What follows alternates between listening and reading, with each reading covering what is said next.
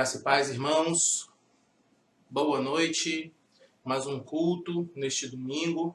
Nós louvamos ao Senhor. Nós estamos em mais uma mensagem da Palavra de Deus no nosso culto. Agradecemos a Deus pela primeira parte. Vamos orar antes de fazermos a nossa leitura bíblica e então nós daremos continuidade. Amém? Oremos. Grandioso Deus, louvado e exaltado seja o teu santo nome, Senhor. Ó Pai, em nome de Jesus, muito obrigado pela leitura da Tua Palavra que vamos fazer, Senhor Deus. Nos abençoa, Pai, nos usa nesta noite. Querido Senhor, abençoa a Tua igreja, Pai. Fortalece o Teu povo, Senhor. Fortalece a Tua igreja. Em nome de Jesus Cristo, Senhor, eu te peço, abençoa, Senhor. Que nós possamos crescer na Tua presença, que a Tua Palavra faça transformação, um impacto, ó Pai, em nossas vidas, de tal maneira que nós possamos viver aqui a vida abundante que é prometida pelo Teu Filho Jesus. Na Tua presença, no Teu amor, Tua fidelidade à Tua Palavra. Que o Teu nome seja louvado em nossas vidas. Abençoa esta mensagem, Senhor Deus, nesta noite. Que nós possamos crescer verdadeiramente na Tua presença. Nós oramos em nome de Jesus. Amém. Então, amados, nós estamos mais uma vez para mais uma mensagem no livro de Lucas, dessa vez no capítulo 2, versículos do 1 ao 20. Mas antes de nós lermos Lucas capítulo 2, versículos de 1 a 20, nós vamos para Miqueias. Miqueias capítulo 5, versículo 2. Ele é de nosso interesse nesta noite, que diz assim: E tu, Belém Efrata, posto que pequena entre milhares de Judá, de ti me sairá o que será Senhor em Israel, e cujas saídas são desde os tempos antigos, desde os dias da eternidade. Então nós temos aqui a profecia do profeta Miqueias sobre o lugar exato onde Jesus deveria nascer. Então, nós vamos para Lucas, capítulo 2.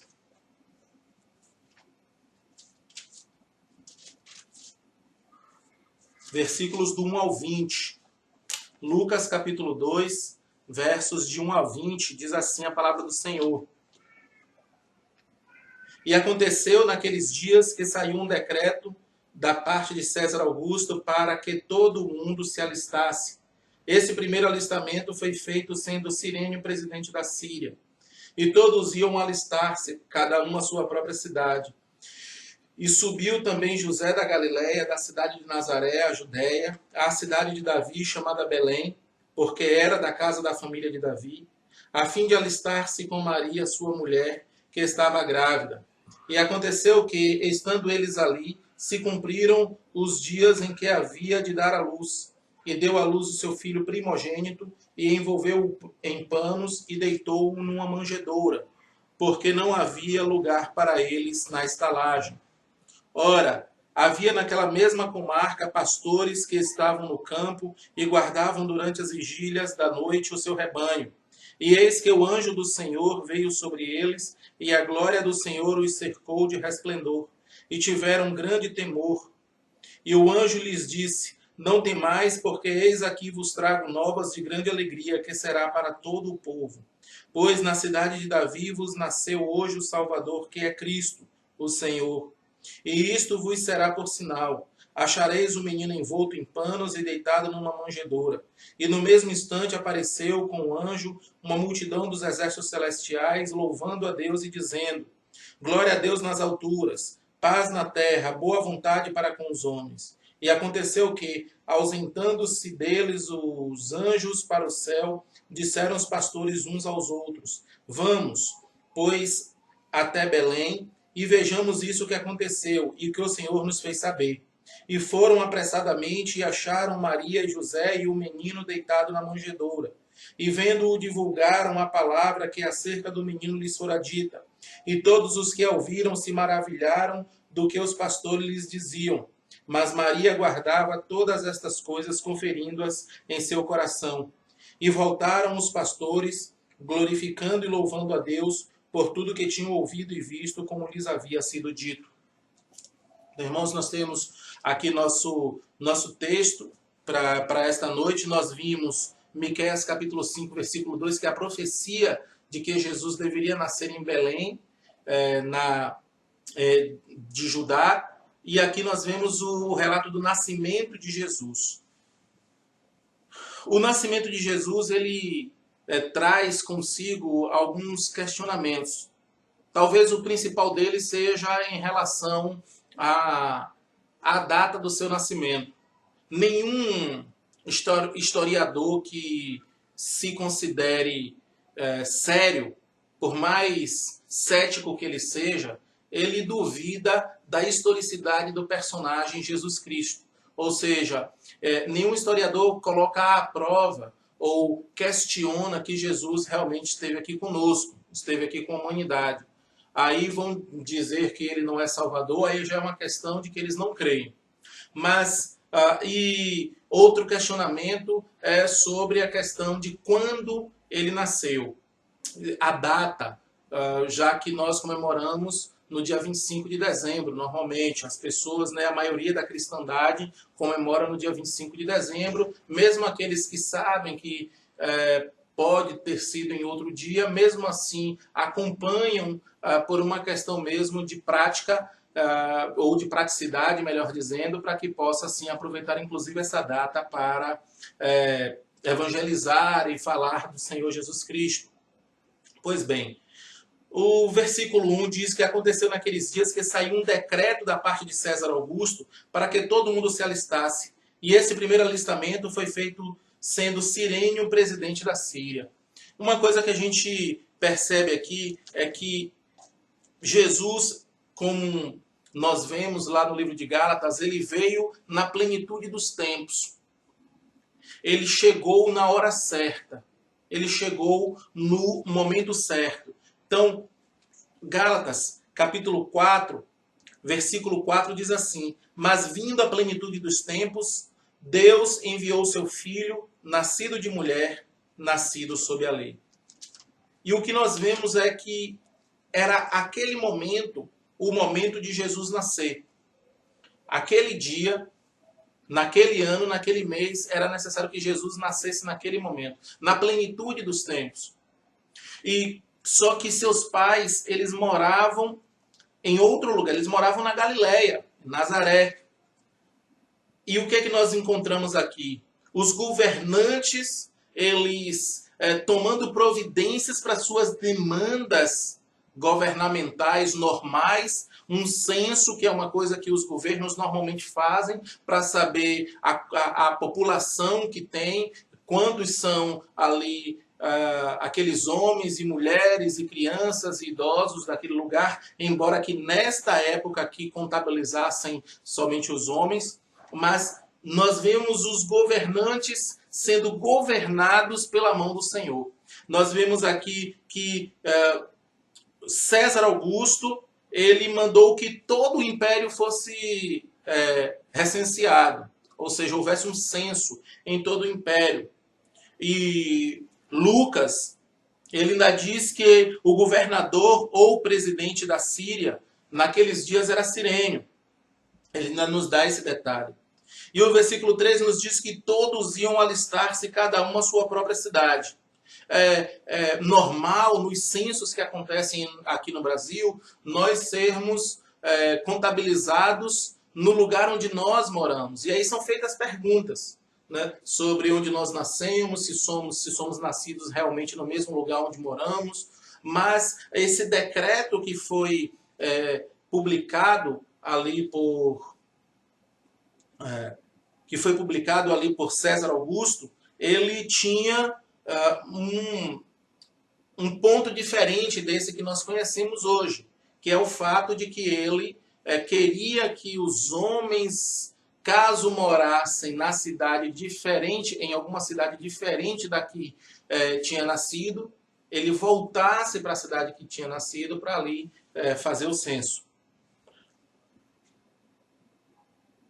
E o versículo 4 nos diz E subiu também José da Galiléia, da cidade de Nazaré, à Judéia, a cidade de Davi, chamada Belém, porque era da casa e família de Davi.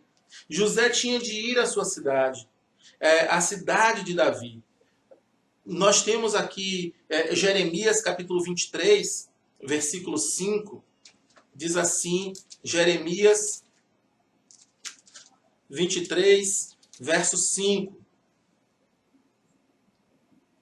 Eis que vem dias, diz o Senhor, em que levantarei a Davi um renovo justo, e sendo rei, reinará e prosperará e praticará o juízo e a justiça na terra. Nós temos aqui a profecia de que o Messias nasceria da família de Davi, um descendente de Davi. E ele é chamado aqui como um renovo. Também nós temos um outro versículo que fala desse renovo, que é Zacarias. Zacarias capítulo 3, versículo 8. Zacarias 3:8 diz assim: Ouve, pois, Josué, sumo sacerdote, tu e os teus companheiros que se assentam diante de ti, porque são homens portentosos. Eis que eu farei vir o meu servo, o renovo. Aqui nós temos já Zacarias profetizando a vinda do Messias e mais uma vez ele sendo chamado de renovo. Mais uma vez, essa palavra sendo atribuída ao Messias. E por que renovo? Porque mostra o início, um broto, um broto que renasce, que traz a esperança de um recomeço. Na época de Davi e Salomão, nós encontramos o reino ali prosperando, as conquistas de guerra que Davi fez, fizeram com que Israel realmente entrasse nos holofotes daqueles países, daquela região. A Bíblia fala da riqueza, da imensa riqueza e sabedoria de Salomão, que fizeram com que tanto sua fortuna quanto sua sabedoria ficassem famosíssimas a tal ponto de pessoas como a rainha de Sabá, por exemplo, viajarem quilômetros, em uma época em que viajar era tão difícil, viajarem quilômetros só para conhecer Salomão. Mas eis que com o passar dos séculos, a glória daquele país entra em decadência. E agora nós encontramos profecias chamando o ressurgimento da glória de Israel e chamando o Messias de renovo. Aquele que traz de volta, e agora com muito mais fulgor, agora com muito mais vida, com muito mais cor, vamos chamar assim, aquela glória um dia perdida. Né? Vale ressaltar, inclusive, que por mais que Salomão, com toda a sua diplomacia, e Davi com sua espada, somando-se a isso, Josué e suas conquistas, Israel nunca conseguiu conquistar todo o território que tinha sido prometido desde os dias de Abraão e sendo repetido até aqueles dias. De modo que esse renovo, inclusive, ele tem como base não só trazer aquela glória naquele território, mas conquistar todo o território que ainda precisa ser conquistado para cumprimento verbal, plenário, das profecias acerca de Israel. Os versículos 5 a 7 dizem assim: a fim de alistar-se com Maria, sua mulher, que estava grávida. E aconteceu que, estando eles ali, se cumpriram os dias em que ela havia de dar à luz. E deu à luz o seu filho primogênito, e envolveu-o em panos, e deitou-o numa manjedoura, porque não havia lugar para eles na estalagem. Completam-se ali os dias de Maria, ele vai para se alistar com ela. Não temos os detalhes do recenseamento, mas os recenseamentos daquela época normalmente exigiam que apenas os homens participassem do recenseamento, mas José ele decide levar consigo a sua esposa, tá? E completam-se ali os dias de ela dar à luz. E o versículo 6 diz: estando eles ali, se cumpriram os dias que ela havia de dar à luz, e deu à luz o seu primogênito. Algo que nos chama atenção aqui nesse versículo é o fato de que o escritor sagrado, né, não, Lucas, ele não chama Jesus de unigênito de Maria, mas de primogênito, palavra que significa o primeiro. Então Lucas ele está aqui sugerindo, ele está com esta palavra deixando claro, não só uma sugestão, mas deixando clara a ideia de que Jesus teve irmãos. É um ponto bastante interessante, porque nós sabemos que algumas pessoas acham que José e Maria não tiveram uma vida conjugal normal. Mas a verdade é que nós encontramos textos na Bíblia, como por exemplo Marcos capítulo 6, Marcos capítulo 6, versículo 3, diz assim: não é este o carpinteiro, filho de Maria, irmão de Tiago, e de José, e de Judas, e de Simão? E não estão aqui conosco suas irmãs? E escandalizavam-se nele. Então esse versículo aqui mostra que Maria, ela teve outros filhos além de Jesus. É claro que Jesus é aquele da profecia, ele vem sendo ela ainda virgem, mas a Bíblia também diz que José, ele não coabitou com Maria até o nascimento de Jesus, ou seja, até essa palavra até também nos mostra que eles depois tiveram uma vida conjugal normal. E aqui nós encontramos os frutos dessa vida conjugal normal, não pecaminosa, dentro dos limites do casamento, como em qualquer outro casal. Encontramos em Gálatas, capítulo 1, versículo 9,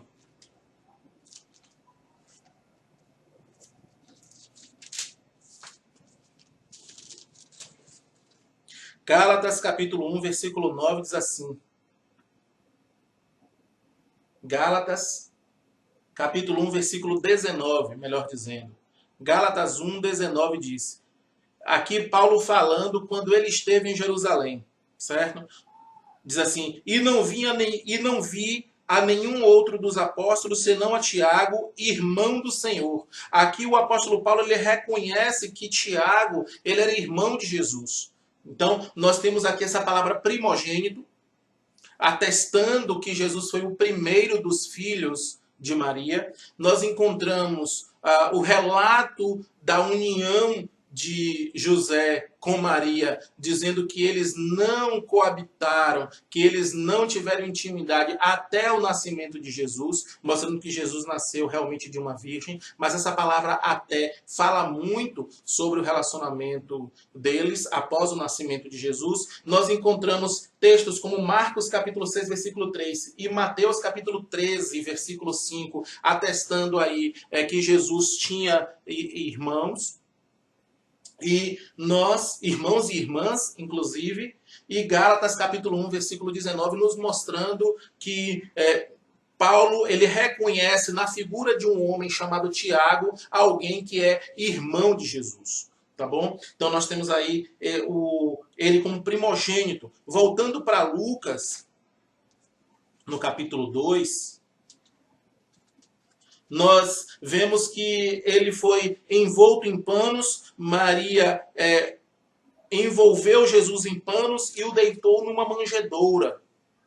Nós vemos aí o fato de que Jesus ele nasceu em um lugar pobre, é o rei do universo se colocando à nossa disposição, ele se esvaziando, se humilhando. Isso nos leva para Filipenses, capítulo 2.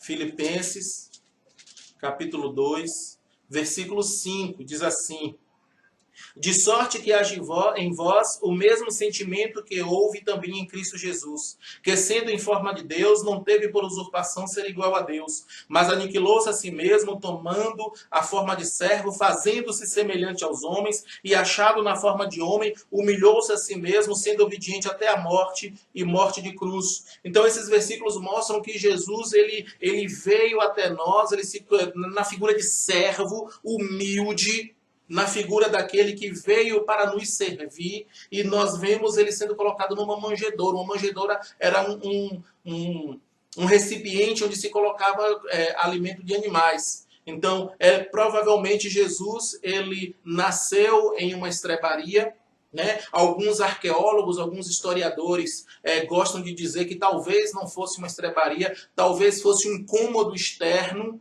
dentro de uma casa, que era costume também da época de pessoas que não tinham uma estrebaria, mas tinha poucos animais, e eles tinham um cômodo ali, separado do cômodo principal da residência, onde ali os animais ficavam presos e ali a comida era dada. De qualquer forma, eles não encontraram, o texto nos diz que eles não encontraram lugar para passar a noite.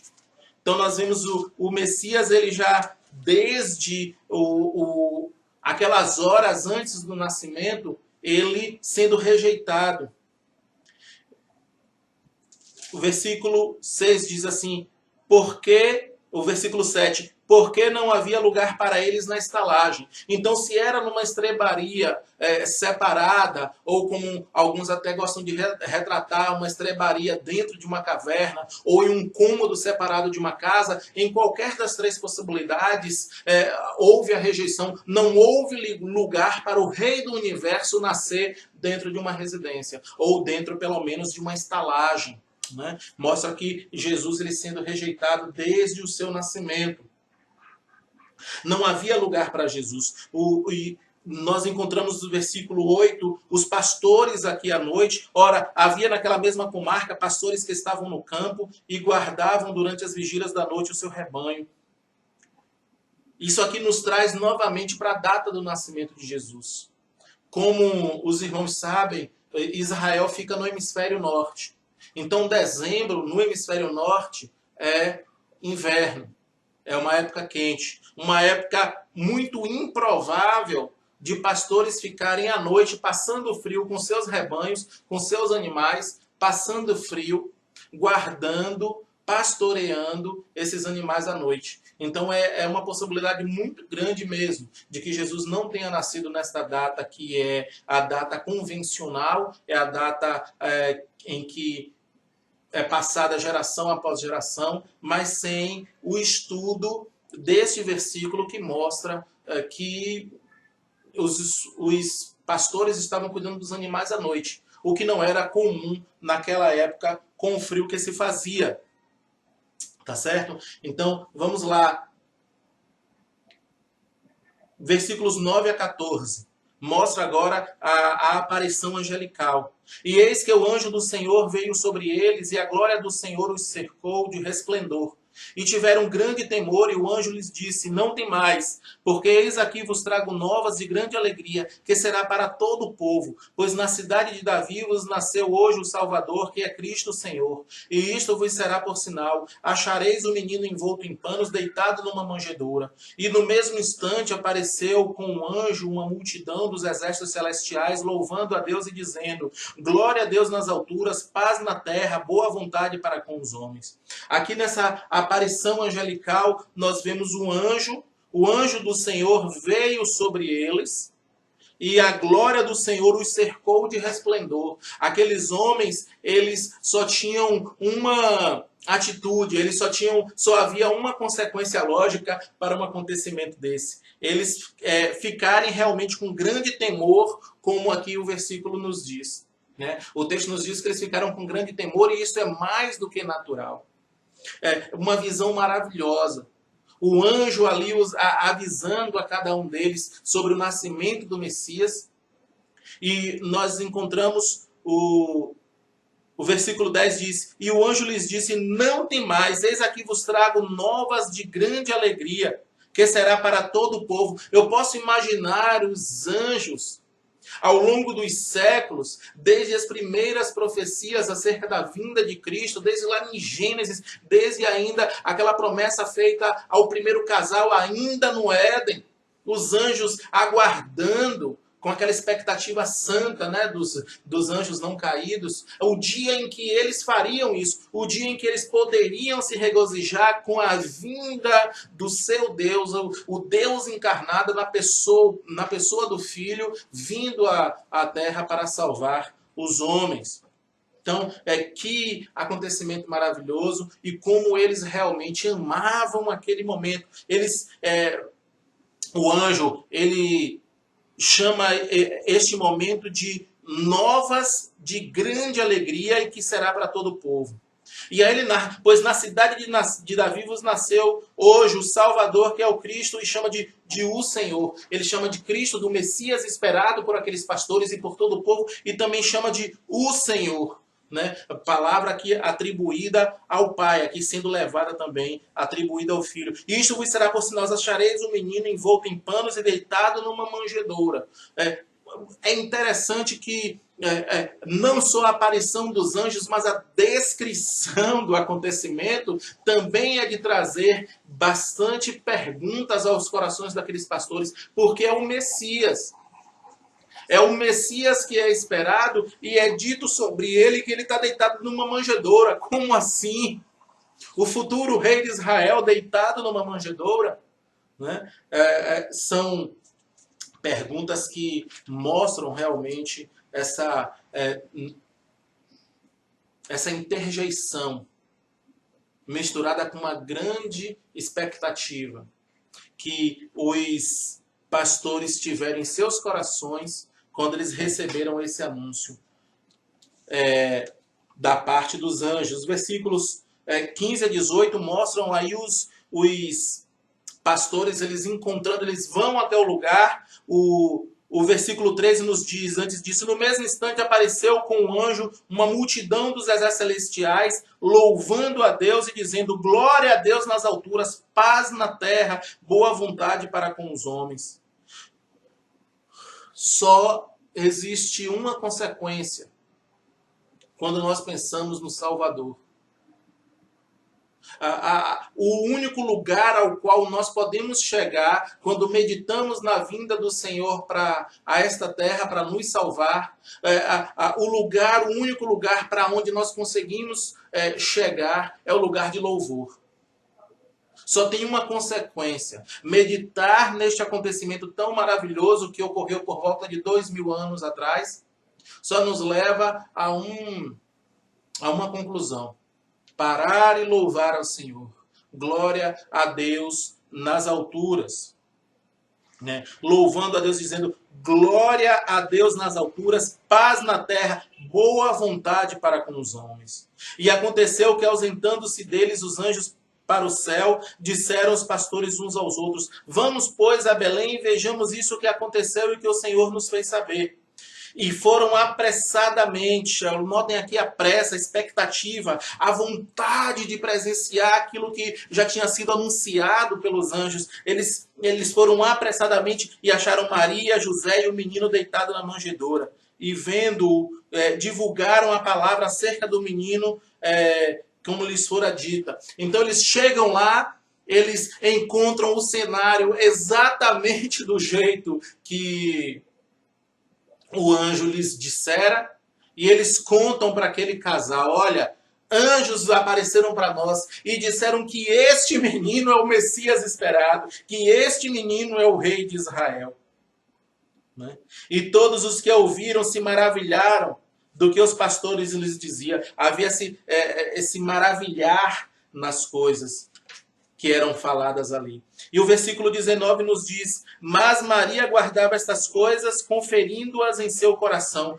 Mais uma vez nós vemos aqui o caráter de Maria sendo colocado do mesmo jeito, desde que ela entra na história, que ela entra no cenário da história, alguém que recebe informação e que medita naquilo. Desde o momento em que Gabriel, o anjo, aparece para ela dando notícia de que ela ficaria grávida, de que seu filho seria o Messias, ela sempre tem essa postura. Postura, inclusive, que nós devemos imitar, a de analisar no coração todas as coisas. né? Meditar nas coisas do Senhor. E o versículo 20 nos diz: e voltaram os pastores glorificando e louvando a Deus por tudo que tinham ouvido e visto, como lhes havia sido dito. Então nós temos aqui um paralelo entre a atitude dos anjos e a atitude dos homens. Em ambos os casos, as consequências de presenciar o Salvador, de presenciar a chegada da salvação, a chegada do Salvador encarnado é a mesma. Em ambos os casos é a mesma, que é louvar, glorificar a Deus. Então nós estamos aqui nessa nossa mensagem, nessa série de mensagens que nós estamos em Lucas, começamos algumas semanas atrás, e nós estamos agora aqui no capítulo 2, versículos de 1 a 20, que nos ensinam tantas maravilhas. E uma delas, amados irmãos, é que o Senhor prometeu que o seu Messias viria a este mundo, e ele veio. E ele não veio simplesmente para trazer uma boa notícia. Ele não veio simplesmente para trazer uma mensagem bonita. Ele não veio somente para trazer uma mensagem de amor. Ele não veio somente para ser um exemplo para todos nós. Ele veio para morrer em nosso lugar. Ele veio pobre, humilde, servo. E muitos o têm rejeitado, assim como ele foi rejeitado nas residências, assim como ele foi rejeitado nas estalagens. Ou talvez houvesse apenas uma estalagem, e podemos imaginar que a cidade estava cheia em virtude do censo promovido ali pelo imperador. Ele foi rejeitado e muitos o têm rejeitado desde então. Mas glória a Deus que o Senhor tem levantado um povo que tem recebido Jesus em seus corações, tem sido salvos pela graça e tem tido suas vidas mudadas. Glória a Deus por isso. Mas, amados, não nos iludamos. Pelo contrário, tenhamos a firme esperança de que um dia Jesus vai voltar. Mas ele vai voltar e ele voltará como um rei. Primeiro ele veio como um servo, humilde, enrolado em panos e deitado numa manjedoura. Mas um dia ele virá. Ele virá, aí agora já acompanhado com sua esposa, a igreja. Ele virá agora como um rei, como um governador sobre toda a terra. E regerá as nações com vara de ferro. E o seu reino não terá fim. Esta maravilha que nós encontramos no nascimento de Jesus nos dá também a maravilha da esperança do seu retorno. Um dia, Jesus virá arrebatar a igreja. Nós subiremos a encontrar com ele nas nuvens. É isso que nós encontramos lá em 1 Tessalonicenses. E um dia vamos voltar com ele. Agora não mais seremos a noiva que espera pelo noivo. Agora vamos descer juntos com ele. Ele pisará nesta terra, reinará em Israel. Israel terá a glória e a extensão que foi prometida a Abraão. E Jesus, o nosso rei, nosso esposo, reinará sobre toda a terra. Glória a Deus por isso. Esta palavra, amados irmãos, é uma palavra de esperança, de contentamento. A de que, assim como Jesus, ele veio conforme prometido, de que ele viria como o Cordeiro Santo, como o servo. É isto que a profecia nos diz aqui em Zacarias capítulo 3, versículo 8. Vamos voltar lá para Zacarias capítulo 3, verso 8. Diz assim: ouve, pois, Josué, sumo sacerdote, tu e os teus companheiros que se assentam diante de ti, porque são homens portentosos. Eis que eu farei vir o meu servo, o renovo. Aqui a profecia mostra Jesus como servo. A profecia mostra Jesus como aquele que serve, como aquele que vem para servir. Mas eis que o cetro não sairá de Judá. Eis que Jesus vem como um rei. vitorioso. Isso nos leva a Apocalipse. Ele veio como um servo.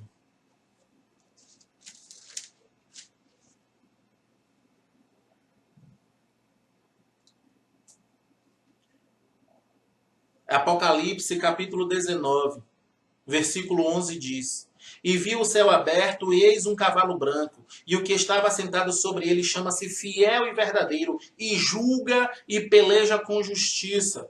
E os seus olhos eram como chama de fogo, e sobre a sua cabeça havia muitos diademas, e tinha um nome escrito que ninguém sabia senão ele mesmo. E estava vestido de uma veste salpicada de sangue, e o nome pelo qual se chama é a Palavra de Deus. E seguiam-no os exércitos dos céus em cavalos brancos, e vestidos de linho fino, branco e puro, e da sua boca saía uma aguda espada para ferir com ela as nações, e as regerá com vara de ferro, e ele mesmo é o que pisa o lagar do vinho do furor e da ira do Deus Todo-Poderoso. E no vestido e na sua coxa tem escrito este nome: Rei dos Reis e Senhor dos Senhores. Rei dos Reis e Senhor dos Senhores. Fica aqui o apelo, meu amado amigo, minha amiga, você que está ouvindo essa mensagem, fica aqui o apelo para você. Lembre, Jesus veio humilde, um servo, um bebezinho que é rejeitado em uma das mais humildes cidades da antiguidade. Não houve lugar para ele. Mas eis que um dia ele vai voltar. Um dia ele vai voltar exatamente como está descrito aqui. E ele regerá as nações com vara de ferro. E aqui nós vemos que o versículo 14 de Apocalipse 19 diz que seguiam-no os exércitos do céu. A pergunta que nós fazemos para você e ao mesmo tempo também o apelo é: de que lado você quer estar? Do lado daqueles que são regidos com vara de ferro e que são o alvo dessa aguda espada que sai da boca de Jesus? Ou prefere estar do lado dele, Jesus, fazendo parte desse exército que com ele desce do céu, montado em cavalos brancos e vestidos de linho fino, branco e puro? Eu prefiro estar com Jesus. Eu prefiro fazer parte desse exército. E esse é o apelo que nós fazemos para você. Que você também faça parte desse exército. Que você receba Jesus como Senhor e Salvador de sua vida. Se arrependa hoje dos seus pecados. Se arrependa da vida que você tem vivido. Da vida que você vem levando. Se arrependa não só de atos mais cabeludos, digamos assim, mas da vida que vem levando. Se arrependa. Peça que Jesus te limpe, te lave e te receba como filho. E você será chamado, chamada filho, filha de Deus. E nós, igreja, que possamos nos consagrar cada vez mais na presença do Senhor. Oremos. Querido Deus, glorioso Pai, em nome de Jesus Cristo, Senhor, te agradecemos por esta bênção maravilhosa que o Senhor nos dá. Ó Senhor, muito obrigado pela vinda de Jesus. Muito obrigado por nos dar este presente maravilhoso. Muito obrigado pelo nascimento do teu filho. Muito obrigado por ter vindo como servo. Como aquele que, com o seu próprio sangue na cruz do Calvário, nos comprou. Que ressuscitou ao terceiro dia e que hoje está à tua destra e que um dia vai voltar. Muito obrigado, Senhor. Ó Deus, em nome de Jesus, nós te pedimos pelos corações de cada um e todo aquele que ouvir esta mensagem, que possa verdadeiramente buscar um relacionamento de intimidade com o Senhor, em gratidão, te louvando e te bendizendo, porque por amor o Senhor enviou o teu Filho para este mundo aqui. A luz raiou neste mundo tenebroso. E nós vimos a sua glória, como a glória do unigênito do Pai. Muito obrigado, Senhor. Ó Deus, em nome de Jesus, nós queremos te pedir aqui que o Senhor console os corações daqueles que estão passando por um momento de dor, por um momento de dificuldade, por um momento de luto, ó Pai. Abençoa, Senhor Deus, consola, conforta, Pai. Recobra a saúde daqueles que estão em recuperação. Recobra a saúde daqueles que estão em quarentena, ó Pai. Abençoa, Senhor. Guarda o teu povo, Pai. Fortalece o teu povo. Nos ajuda a passarmos por este momento de tal maneira que ao fim deste período nós possamos estar mais fortes, mais firmes, mais firmados na rocha, que é o teu Filho Jesus. E é em nome dele, Jesus Cristo, que nós oramos. Amém. Glória a Deus. Amados, em 2 Coríntios, capítulo 13, versículo 13 diz: a graça do Senhor Jesus Cristo e o amor de Deus e a comunhão do Espírito Santo seja com todos vós. Amém. Glória a Deus.